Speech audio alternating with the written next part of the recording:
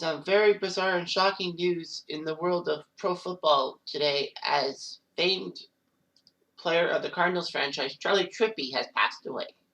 Now, the name doesn't really sound that classical to a lot of football fans, but there is a good reason why I'm doing him as a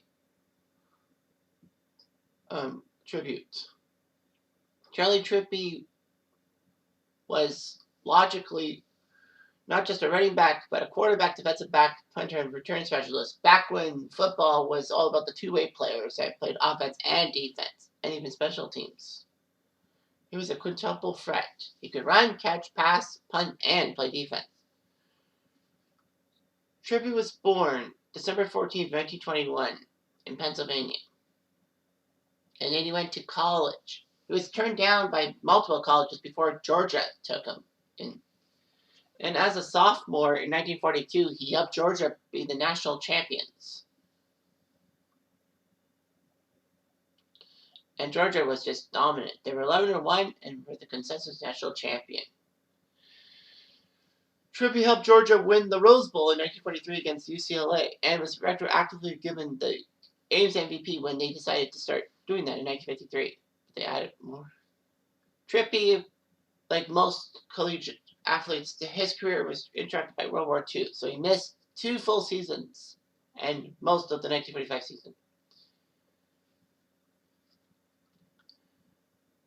The Chicago Cardinals, where the Cardinals franchise was at the time, decided to draft him as a future pick. And he was allowed to return to Georgia. So he still played in the 1945-46 season and played in the Sugar Bowl, where he threw a touchdown pass.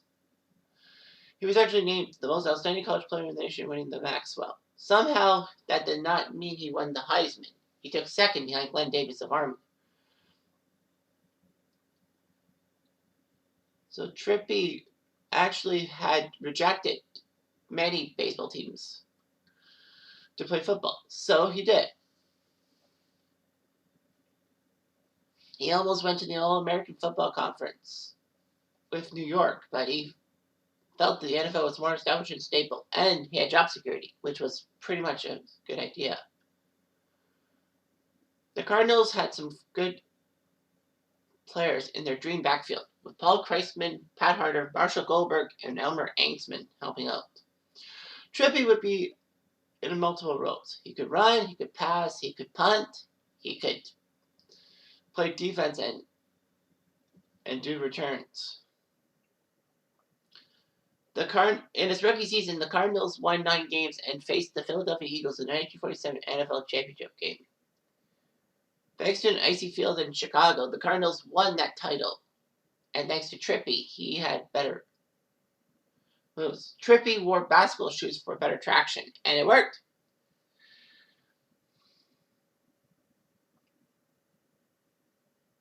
It was just amazing what Trippi could do. He led the NFL in all-purpose yards in 1948 and 1949. The Cardinals went back to the NFL title game, but lost in 1948 to the snowstorm of Philadelphia. Trippi would switch to quarterback by 1951. Unfortunately, his career ended practically at the preseason in 1955 when he was tackled by San Fran's John Henry Johnson. Had a smashed nose, a concussion, and a protruding bone behind his eye that gave him double vision. Ugh. Sickening. His 6,000 yards of total offense by the time he retired in 1955 was the most in NFL history. He would be an assistant coach with the Cardinals from 1957 to 1965. The Cardinals didn't forget him. Trippi was inducted to the College Football Hall of Fame in 1959 and the Pro Football Hall of Fame in 1968. He was ranked 20th on ESPN's Top 25 Players of College Football History in 2007, named to the 1940s All-Decade Team, and all that. The main thing about Charley Trippi was that on December 14, 2021, he turned 100 years old, making him only the second Football Hall of Famer to do so after Ace Parker. His number 62 was retired by Georgia in 1947. Can you imagine that?